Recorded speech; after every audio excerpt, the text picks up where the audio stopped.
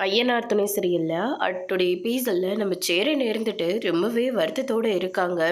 எப்போவுமே சோழனும் நிலாவும் ஒன்றா சேர்ந்து வாழணும் தான் நான் ஆசைப்பட்டிருக்கேன். ஆனால் இப்படியெல்லாம் நடக்குன்னு நான் கொஞ்சம் கூட எதிர்பார்க்கவே இல்லை. என்னவே சந்தேகப்பட்டுட்டாங்களேன்னு சொல்லிட்டு நம்ம சேரன் ரொம்பவே வருத்தத்தோடு இருக்கார்.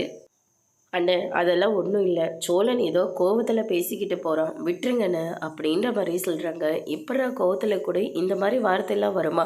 நான் போய் அவங்க ரெண்டு பேர்த்தையும் பிரிக்கணும்னு நினைப்பேனா அப்படின்னு சொல்லிட்டு ரொம்பவே வருத்தத்தோடு இருக்கார். அதுக்கு அடுத்ததான் பார்த்தீங்கன்னா எல்லாரும் தூங்குனதுக்கப்புறமா போய் லெட்டரை எழுதுகிறாங்க. நீயும் நிலாவும் ஒன்றா சேர்ந்து வாழ்ந்துட மாட்டீங்களா?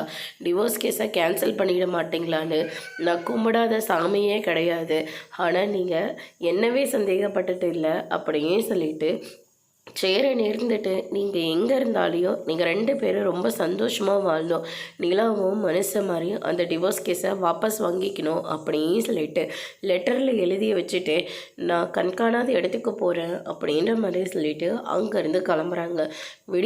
விடிஞ்சதுக்கப்புறமா அண்ணங்க அப்படின்னு சொல்லிட்டு எல்லாருமே தேடவும் நைட்டெல்லாம் அண்ணனை அந்த பேச்சு பேசிட்டு இப்போ அண்ணனை தேடுறேன், அதுவும் அடிக்கிறதுக்காக கையெல்லாம் ஓங்கிட்டு போகிறேன். டேய் அதெல்லாம் இப்போ உன்னை கேட்டாங்களா? முதல்ல அன்னைங்கன்னு சொல்லு அப்படின்ற மாதிரி நம்ம சோழன் சொல்லிக்கிட்டு இருக்காங்க பாண்டிக்கிட்ட. அண்ணனை இன்னும் காணோம், ஒருவேளை கடைக்கு அது போயிருக்கா என்னன்னு கூட தெரியல அப்படின்ற மாதிரி சொல்கிறாங்க. ஒருவேளை அன்னைக்கு மாதிரி வீட்டை விட்டு வெளியே போயிடுச்சா அப்படின்னு சொல்லிட்டு ரூமுக்கு பதறி அடிச்சுட்டு போகிறாங்க.